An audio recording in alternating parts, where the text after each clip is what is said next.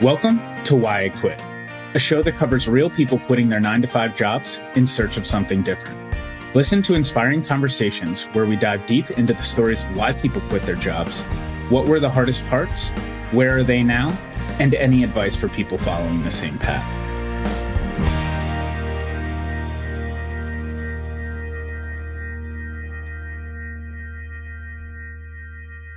I am so excited to introduce Lucas James as this week's guest on Why I Quit. Listen as he discusses never having a corporate job and starting a digital marketing agency while still in college. Learn how he shifted his priorities from filmmaking to business so he could make a bigger impact on the world.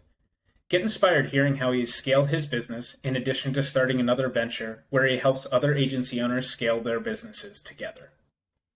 Hey Lucas, thanks so much for joining me today. Thank you, Dave. I appreciate you having me on the show. Awesome. Well, it's very nice to meet you, and I look forward to hearing about your story. Could you start off and give me a little bit of a background about, where you come from and your education?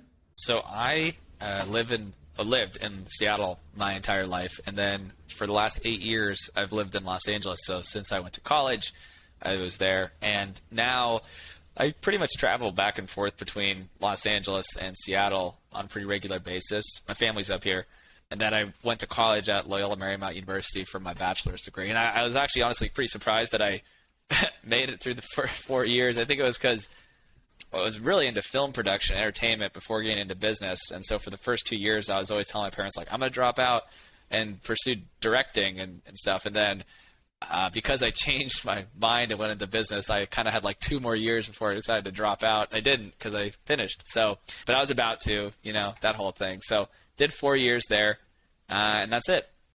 Yeah, and give me a little bit of a background on what made you switch your mindset from going into directing more towards the business side. Yeah, I've been told that I'm a pretty hyper-rational person in the sense that I'd like to let numbers or quantifiable things that are objectively true guide my decisions more than sentimental, subjective metrics or things, or sentiments, I guess is the word. I looked at it as, even though art is impactful and beautiful and entertainment is valuable, I didn't feel like it could make a quantifiable difference into the things that I felt needed to be changed in the world. And I was also very pissed off at how many billionaires there are. And it's kind of ironic, I guess, because I personally have a goal of making billions of dollars in my lifetime. But I think the one thing you're starting to see more of, and luckily I'm not the only one who thinks this, is that a lot of people my age and younger, and even billionaires who are in their early 30s now, are living extremely humbly, I guess, or not a lot of expenses, anti-luxury, and giving all of it back and trying to live off extremely low amounts of money. So my goal in life is to basically live off maybe $50,000 to $70,000 per year, make billions of dollars, but reinvest all of it into things that actually can help lessen socioeconomic problems or issues, and also climate change issues that are only exacerbating socioeconomic factors in the world. So that's why I changed, because I felt it was more quantifiable to do something like business than entertainment, where, let's say you make a movie about climate change. We've all seen The Inconvenient Truth. I don't know how much it actually changed anything, right? But Tesla arguably is making a big impact on climate change. There are issues there too, but I think that might have more of a direct impact on climate change than a movie, let's say. Perfect. No, and was there a specific moment or a specific thing that really kind of got you thinking about more of the impact side of it as you got into business? Ever since I was about 15, 16 years old, I've always wanted to do something to lessen those factors or improve or decrease suffering around the world to an extent. But I always thought that art was the vehicle, and then I listened to this ironically piece of art. So I guess in a way that's why it is important still. You still need art to have a thriving world and to inspire people. But I listened to this sort of video by this guy called Prince EA, and he's kind of a motivational speaker. And it was on YouTube, and he was talking about climate change. And it just sort of struck me. I was like, dang, this is great that he did this, but why is it that we're in 2022, and at the time it was 2018, 2017, and we are basically veering towards a calamitous disaster, which is our world essentially expiring through climate change. And that pissed me off. And so I from that moment, kind of dropped everything I was doing. I was like, I could make movies, or I could pour, you know, billions of dollars into fixing this problem. And I think I'm a little bit of a cynic. Like, I think that the world is run by people with money, and I don't think I'm alone in that opinion. And I think, you know, you might as well work within the system to change the system. That's the way I think I'd rather do it personally. So that's what inspired me, that video on YouTube, and that's what set me on this path. And so walk me through a little bit about, you know, kind of your first job that you got after school, and then how that transitioned into, you know, you starting your own businesses as well. Yeah. So funny enough, I actually have never had a job. I had jobs, like, I guess, in high school. So, I mean, I worked at clothing stores. There was like a men's clothing store called Sharply in Seattle that I worked at. And I also worked at the TLC Chinese Theater. So, I mean, those were technically my jobs, but I was still in college at those times. So I never have had a corporate job. And I think that actually, to an extent, might have been a bad thing, because I don't really understand how corporate culture works, or how, you know, you run like a 1,000-person business. And I've had to learn that, you know, there's a lot more process and systems that go into running a business that I wasn't really aware of. And so, you know, that's something that I never have experienced. So I just went right into entrepreneurship. And I think the thing that gave me a head start was, and I think, you know, you're seeing it now with younger people than I was when I started, because I started when I was 22, but people now are like 16. I have somebody in my group literally 16 years old. And that's literally the lowest age you can have anybody in a professional group. I didn't even know this until recently, that he was 16. I was like, oh my God, he's 16 and he has like a SaaS copywriting business. When I was 16 years old, I had absolutely no clue that you could even start a business. I thought you had to be an adult to start a business. I literally thought that for the longest time. No one had told me that I could start a business. I don't have any entrepreneurs in my family, so I didn't really know that you could just go out and start a business. So anyways, that was something that I think, you know, I started when I was a senior in college, and that gave me a huge advantage, I think, because I had all this time and basically was blowing off class, trying to see how long I could go not doing my homework to pass, and I actually was able to go pretty far, which is also a sign of how messed up the college system is for, you know, most people. And walk me through, what was that first idea that you got into your senior year in college, and, you know, without having entrepreneurs in your family, you know, was there anything in particular that kind of like, you know, attracted you to go down that path? Yeah, so I haven't had any entrepreneurs in my family per se. My dad, he kind of worked his way up as an intrapreneur, right? So he found a business that it's called Walker's Renton, and down in here in Seattle, and he's, you know, worked as a salesperson back in like the 70s, 80s, and been there ever since. And I think his success has really come from just being very persistent, very lucky. I think, like all of us, being lucky, and then also just working at one place and continuing to promote himself and work his way up for like 50 years, you know? So, and if you do that, if you're that consistent, that persistent, you know, you're good at what you do, you're going to keep rising up the ranks. And so now he's like a co-owner of the business. And so he's kind of like an entrepreneur, right? But there was no one that I had that had started a business where I could go to and say, like, okay, this is how you start a business, this is how you run it. And that was something that probably would have made it a little easier for me to kind of get going earlier. Yeah, they're both very entrepreneurial. They're just not necessarily quote unquote entrepreneurs. You know, as you're getting started after graduation, you know, you're diving straight into running your own business. Something we talk about with every guest on this show is kind of the expectation versus reality of the first year of running a business. Talk to me a little bit about how that was for you. I actually have to make a video on this because somebody asked me, can you talk about how you can go from zero to $80,000 in revenue a month? Because that's like the big, most difficult part. Because I would honestly say going from 80,000 to like 160,000 plus per month is just more frustrating than it is hard. I think the most excruciating time for me was going to that first million, because, you know, I was lucky enough to not necessarily have the burden of like, you know, going broke and into debt, because our business doesn't have a lot of overhead. So it's not like I would be in debt hundreds of thousands of dollars if I didn't succeed, which was nice. So it wasn't that kind of stress. It was just more like self-imposed stress of being like, I want to run $1 million business. But it took us about 18 months to get to that first like $80,000 run rate. And it was really difficult. I mean, I was the only salesperson.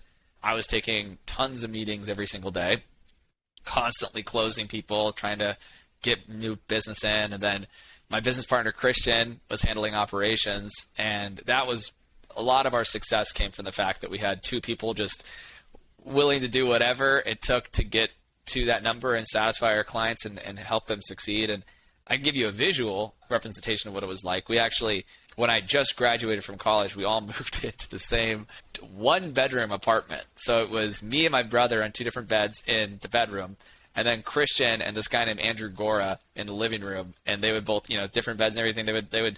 We had 4 beds in a one-bedroom apartment basically, and it was probably the grungiest thing you could imagine as far as LA standards go. I think at one point we actually had 2 people stay the night there who were traveling entrepreneurs. We had 6 people in the room in one night. So that was the life. And apart from the lifestyle piece, it was obviously a lot of learning, a lot of rejection, because I actually put a lot of time into cold emailing, cold calling, which sucks. Never is fun, but it gets you to where you want to go. So that was the first year. Lots of no's. And just a lot of ignorance on my end, just in terms of not knowing like how to do anything really, because I had no business experience before then. I was just like, I needed to get to this goal. I needed to get there, and I was going to do anything possible to get there, And we didn't have any funding or anything. We just like wanted to get to be $1 million business. That was just I wanted to, and I still want to have like a $10 million business, But it's a lot easier now because now it's more fun. I just now because I do development, I'm building things that automate my work. So like once I push a new feature out, I don't have to do anything. Literally I can go to like Tahiti and just hang out and it'll still run itself, But at the early days, we didn't have the resources for me to spend all my time just developing. And what would you say was, one of your biggest learning lessons that first year, especially in the agency group that you have, what's the biggest piece of feedback you give agency owners, especially that first year when they're getting started? Yeah, I tell them time compression is the most important thing you can possibly do. What I define that as is, and it's actually a little bit of a project I want to build after some of these other ones blow up, hopefully, is basically a way to revamp the education system. Because I think that you could almost crowdsource ideas and paths and strategies from millions of people and find the right path. And what I mean by that is, let's say you're trying to learn, you said you have an outsourced development company. Let's say you're trying to learn development and you don't go to college for it. Even if you do go to college, you're basically learning from people or textbooks or mentors the right way to do something. What if you could find the right strategy from somebody who's already done it and then have a crowdsourced version of that path or that strategy that says, go do these 10 things in order. And then that path, in a sense, auto-adjusts based on inputs of how successful people have been at that thing, right? That's my little tangent, but it does play into my advice, which is that if you can find that path that gets you from point A to point B, your singular focus as an entrepreneur should be to compress the time between those points, right? If you know that it takes 2 years on average for people to get to a certain milestone or do something, the only competitive advantage you can have at that point is just to find a way to do it faster. So you have to basically aggregate all the information, all the potential pathways, synthesize it, and then find all the ways that they erred or might have made mistakes and try to do it quicker. That's if you want to grow things fast and quickly, if you want to blitz scale, which I did. But if you don't, then it's not as important. But that's what I talk to people about. It's like if you want to get to where you want to go faster than other people, it's all about creating the path based on case studies or relevant examples of other agency owners scaling. And then if trying to get there faster than they did through essentially compressing the time between the 2 points. Were you learning by trial by fire, just kind of figuring out what works and what doesn't? Did you have mentors that you relied on, or what did that look like for you? Well, I got pretty lucky because my business partner Christian, we're both the same age. He's like a couple months older than me. Actually, I met him at a networking event. We were both pitching each other our business ideas because he was working at a different company. I was working at my own stuff, and honestly, I think we both thought each other's ideas were crap, but we decided to stay in touch. And he actually should have stuck to his idea because his company was called Walks.io, I think, and it actually the idea that he had has actually been done by like some major tech companies now. So he should have stuck with it. He said that before too, because it would have been big. But point being is that he decided to leave that company. I decided I needed help because I started to get some marketing clients. We decided, hey, what if we just like helped each other out? That's how it kind of started. That was the nexus of it. But I got really lucky because he had about 6 or 8 years of entrepreneurship under his belt. He actually was one of those like first initial people that was, he didn't keep it, unfortunately, but he was like mining Bitcoin back in like 2012, and he had like thousands of coins that he had so much. And I think he was buying and selling virtual goods in RuneScape for Bitcoin. So he had like, just if you think about a bank, like a traditional bank, and you're thinking about like cash just flowing through a bank, like he had tens of thousands, I think, of Bitcoin. I don't know the exact number, but just tons of Bitcoin just flowing through this thing.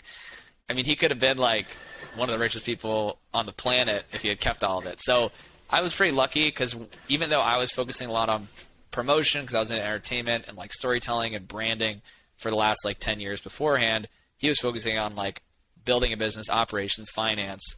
And so I think that was what helped me out a lot, is that I didn't necessarily have to go through all the trials with fire because there are some pretty big things that he knew that I didn't know. One in particular is also like how to manage credit cards and how to manage financing, because we don't have any long-term debt, which is nice. It enables us to be kind of like quote unquote financially free in a sense, right? Because we have this asset that produces millions of dollars in revenue, but we don't have any debt. So it's like could be a clean buyout if we ever sold it.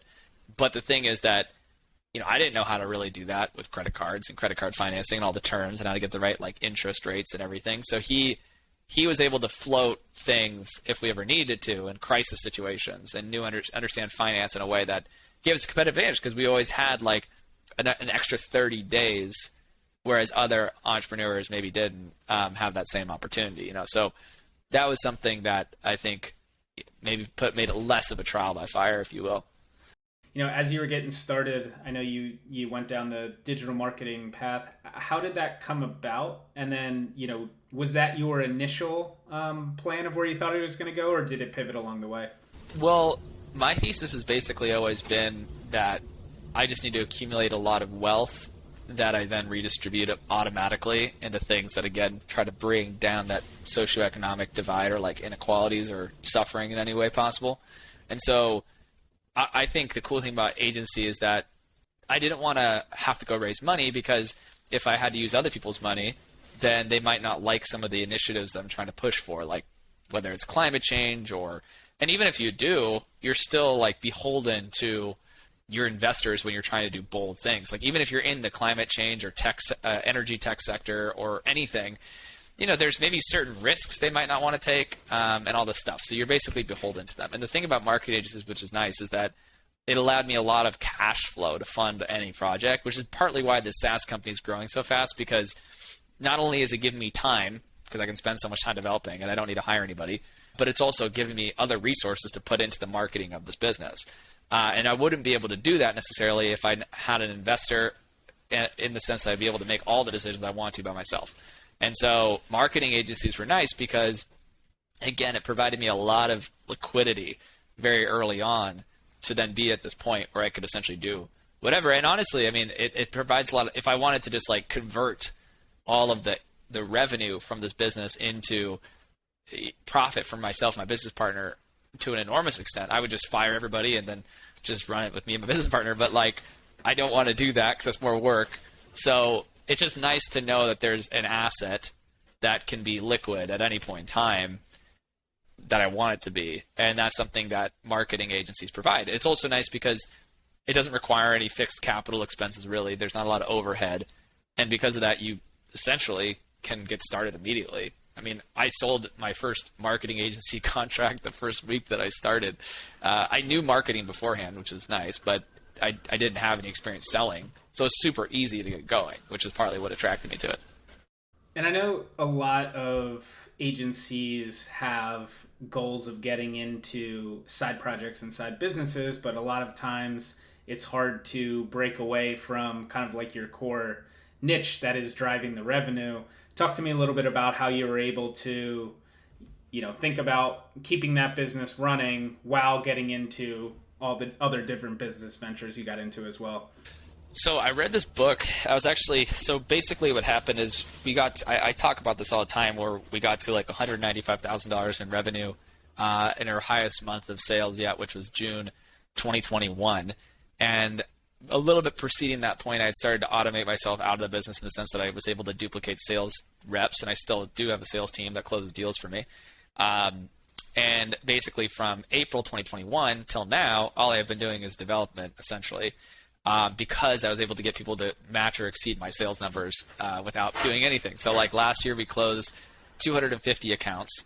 I closed about 2% of them. The rest were all closed on my sales team, right? So point being is that helped a lot, putting in the functions to be able to have other people do what you do, so that way you're not needed.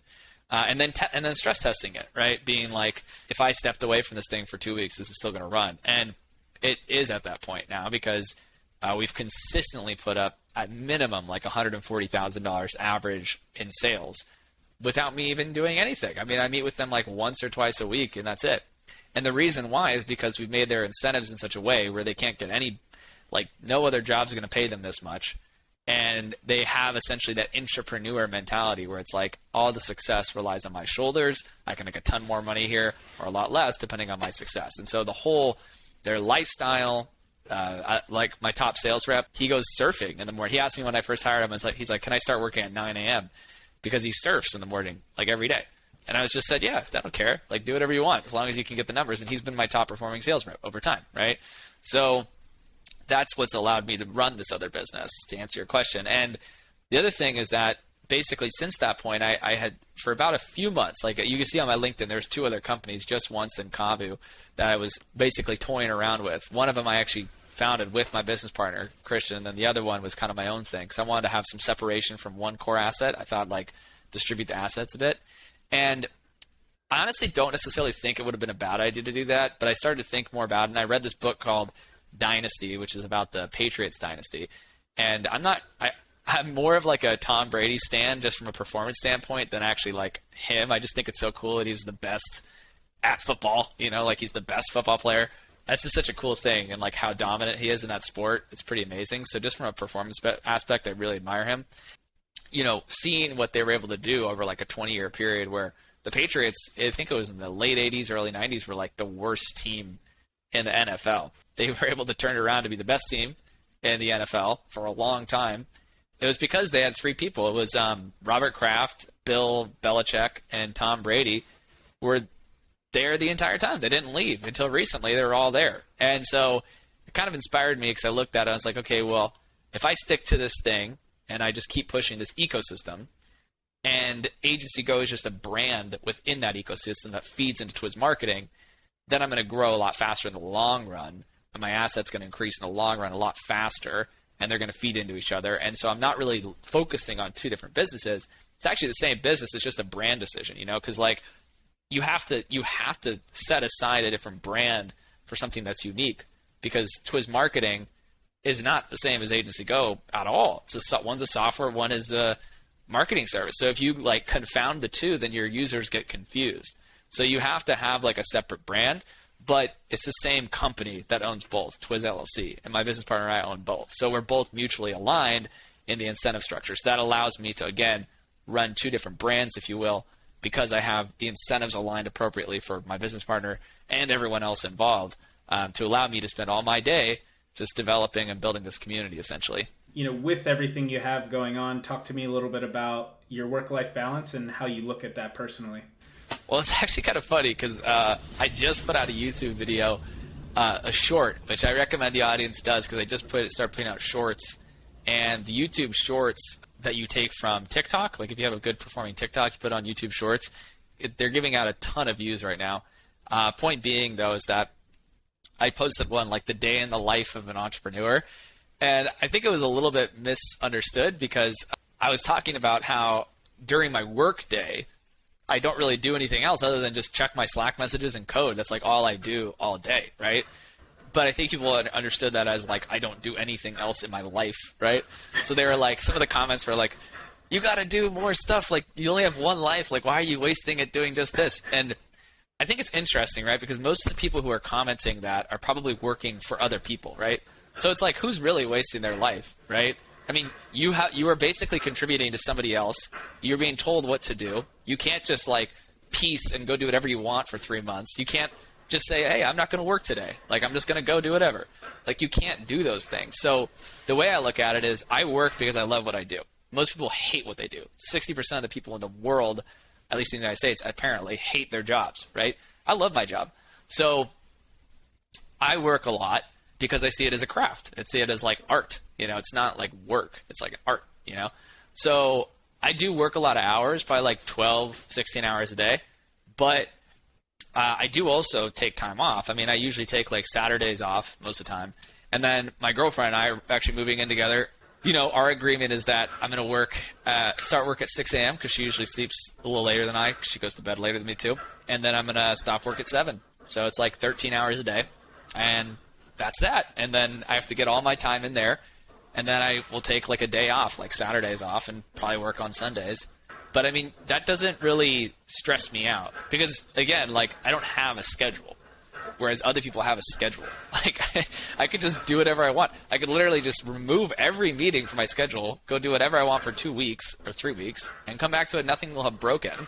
I can leave today if I'm feeling stressed and just go sleep for 7 hours. Like, it doesn't matter. So that's what's really surprising to me by people like criticizing the work-life balance, because it's like they just don't understand that you have zero accountability to other people when you're running your own business, other than your employees. That's it. But you don't have to worry about these kind of things that normal people have to worry about. And has your work schedule stayed pretty consistent over your time since starting this business and going? Has it changed at all? And how do you look at your priorities when considering what your work schedule looks like? It's a great question. I think, it's interesting. I think like kind of to the point I was making before about it being like art. It's kind of funny how people criticize someone like Elon Musk for working a lot of hours. And I think he does overwork because he clearly has negative side effects. Like he's talked about having mental breakdowns. So I don't think that's necessarily good. But when he's actually been interviewed about what he does most of the time, he talks about how he's mainly just designing the product. Like he's working on the product, which is kind of, I mean, I'm not a billionaire, but like to extremely nano sense, like where I'm at, I am doing the same thing. I'm just working on the product all day. So that is again, it's not stressful. It's fun, right? But when I was first starting out, to answer your question, it was a lot more stressful because I was doing things I don't like to do to get to where I am now, like sales and everything like that.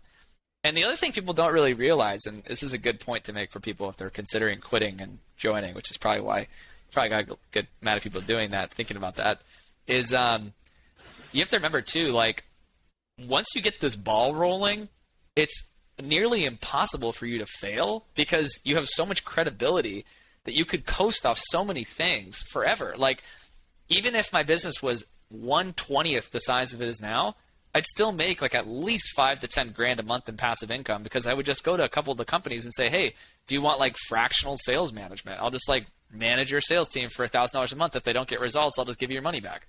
It's like that is so easy because you built up so much credibility. So that's something people don't really get is they don't understand that this lifestyle, once you get the ball rolling, it doesn't stop. It just continues getting better. And it's almost impossible for it to fail if you're doing something like this, like a lifestyle business, which is agency or Twiz. It's a lifestyle business. Agency Go is a venture. Twiz is a lifestyle business. Lifestyle businesses, if you get them rolling, basically never stop producing value. To your point, like I think it's changed quite a bit. And I think now it's more fun and I'm a lot more relaxed. And maybe if I was building something that could potentially kill people when they're taking off space rockets and sending into space, like I'd probably be a lot more stressed. But right now I'm not. I'm just doing, I'm handling like eventually going to be handling payments. That'll probably be the most stressful thing I have to work through. But other than that, it's like email exchanges. So my stress level is extremely low, Perfect. Yeah. And a way I always like to end it with everyone on the show is asking a question about what are you most excited about over the next 3 to 5 years? I know you have a lot on your plate, but, is there anything in particular that gets you most excited? Yeah. I mean, I've always had this mentality of like, once I get to this point, then I can do that. And I've definitely been criticized by that for that because people have always said, why don't you just enjoy living in the moment? And it's funny because I felt that way about where I'm at now, where I was like, once I get to have like a multi-million-dollar business, I could pretty much do whatever I want, build whatever I want on my time, and I won't have to worry about anything. Well, that's what's happening. So I'm hoping the same thing happens for what I want to get to next, which is to have enough resources. Like, because right now I have basically just enterprise value. I don't have like tens of millions of dollars of liquid cash in my bank account, right? But I really hope that if we sell or Agency Go, continues massively growing, that I'll have liquid capital, like a lot, like millions of dollars in liquid capital, to be able to pour 98% of it into something around climate change, or into something around like income inequality, or just bettering humanity in some way, shape, or form. I guess that's like the, Elon Musk fanboyism that's going around right now. And I mean, I think people just need to own up to the fact that that's where a lot of their inspiration comes from. Because if you hear a lot of these people talk, including myself, it's like, really, you're just copying what he's doing.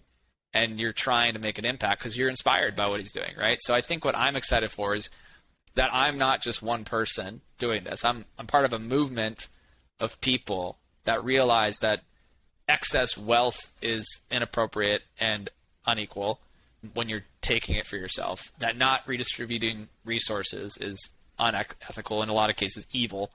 And I'm excited to see it change. I'm excited to see it be different. I'm excited to see that sort of movement gain ground over the next 5 to 10 years to hopefully save ourselves from ourselves.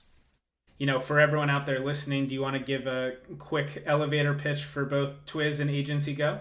So, Twiz is obviously a marketing agency. I don't even really promote it, to be honest, because it's kind of running on its own. But Agency Go is a shared CRM for agencies that allows you to supercharge your agency referrals and make double the sales this year by doing literally nothing but just sending referrals through the system, because I've created it in such a way where when you send referrals out, you get attributed a commission for it, and you actually make money from the referrals you give out to people.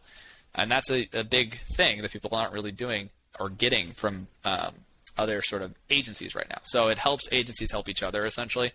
We have a community of over 300 agency members inside Slack as well. That kind of supercharges this.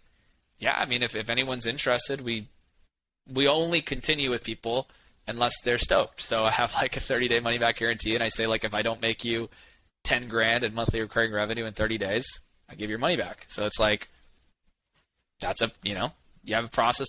If you follow it, I know you'll make money. Yeah, if anyone's interested, go to agencygo.io. That's how you sign up. Perfect. Well, thank you. I loved hearing your story, and it's cool to see everything you've built so far, and I'm excited to see where you take it next. So thank you so much for your time and telling your story. You too, man. Thank you so much for having me on. I appreciate it. Thank you for listening. It really means a lot to us. We want to hear from you as we keep growing. Please reach out on whyquit.co if you have any feedback or potential guests. A special thanks to Chris Dole for the music.